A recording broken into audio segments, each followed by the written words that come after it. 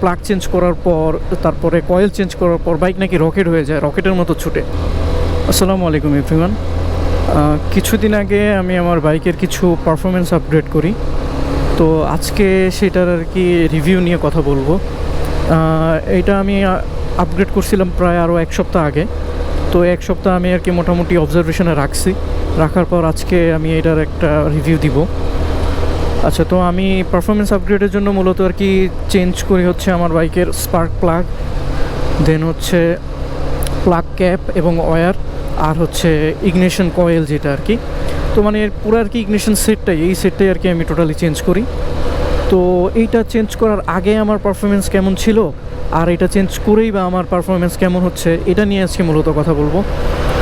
তো আসলে ইগনিশন কয়েলের কাজটা কি? মূলত ইগনিশন কয়েলের কাজ হচ্ছে বাইকে কারেন্ট সাপ্লাই দেওয়া। তো নর্মালি কোনো একটা বাইক কোম্পানি যখন একটা বাইকের ইঞ্জিন ডিজাইন করে, তখন তারা একটা স্পেসিফিক একটা ভোল্টেজ বলে দেয় যে এতটুকু একটা ভোল্টেজ স্পার্ক ক্রিয়েট হইলেই এই বাইকের জন্য এনাফ।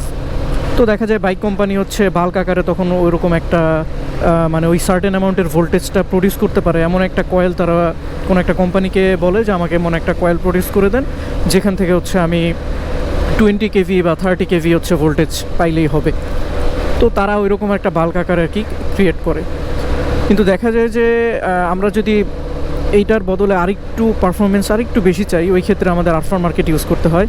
তো আফটার মার্কেটগুলোতে কী হয়, আফটার মার্কেটের যে কয়েলগুলো আছে ওই কয়েলগুলো হচ্ছে আপনার ইনিশিয়ালি হচ্ছে আপনার স্টক কয়েলে যেটা ম্যাক্সিমাম থাকে ধরেন 40 কেভি, তো আর আফটার মার্কেটের যে কয়েলগুলো থাকে ওইগুলোর কয়েলের ইনিশিয়ালি থাকে হচ্ছে এরকম 40 কেভির মতো, যেগুলো রেসিং কয়েল আর কি। তো ওই ক্ষেত্রে দেখা যায় যে আর কি আপনি ইনিশিয়ালের পাওয়ারটা আর কি আপনার স্টক থেকে এখানে একটু বেশি পাবেন, থিওরিটিক্যালি যেটা বলে আর কি। তো ওই জিনিসটাই আর কি আমরা আর কি প্র্যাকটিক্যালি আমি কতটুকু কি পাইছি, আগে কেমন ছিল এখন কেমন ছিল, ওই জিনিসটা নিয়ে আজকে আর কি আলোচনা করব। তো নর্মালি আমার আগে যে স্টক প্লাগ ছিল, স্টক ক্যাবেল ছিল, কয়েল ছিল, যা কিছু ছিল সব কিছু নিয়েই আমি আলহামদুলিল্লাহ সন্তুষ্ট ছিলাম। কিন্তু তবুও আমি কেন চেঞ্জ করলাম? কারণ অনেক হাইপ দেখা যায় যে অনেকেই মানে বলে যে প্লাগ চেঞ্জ করার পর, তারপরে কয়েল চেঞ্জ করার পর বাইক নাকি রকেট হয়ে যায়, রকেটের মতো ছুটে। আসলে ভাই এইগুলো তেমন কিছুই না, এইগুলো জাস্ট একটা মিথ। আসলে আপনি বাইকের পারফরমেন্স আপগ্রেড পাবেন, বাট ওইটা স্লাইড। ধরেন আপনার আগে 0 থেকে 60 স্পিড তুলতে সময় লাগতো হচ্ছে 6 সেকেন্ড, আমারটার কথাই বলি, এই এক্সট্রিম বাইকের কথাই বলি, 6 সেকেন্ড লাগতো কোম্পানি যেটা ক্লেম করে। কিন্তু এখন স্পার্ক এই টোটাল আপগ্রেডেশনের পরে হতে পারে সেটা 0.5 সেকেন্ড একটু রিডিউস হবে। কিন্তু তার মানেই না যে আমার বাইক 4 সেকেন্ডে 60 ওঠা মানে ক্যাপাবল হবে, এটা কখনোই সম্ভব না।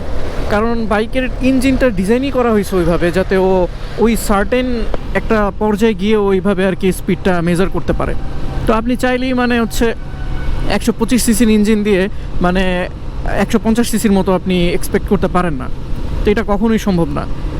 তো থিওরিটিক্যালি আর প্র্যাকটিক্যালি আসলে টোটালি ভিন্ন। এইখানে থিওরিটিক্যালি বলতেছে একটা, আর প্র্যাকটিক্যালি আমরা দেখতেই পাচ্ছি আরেকটা।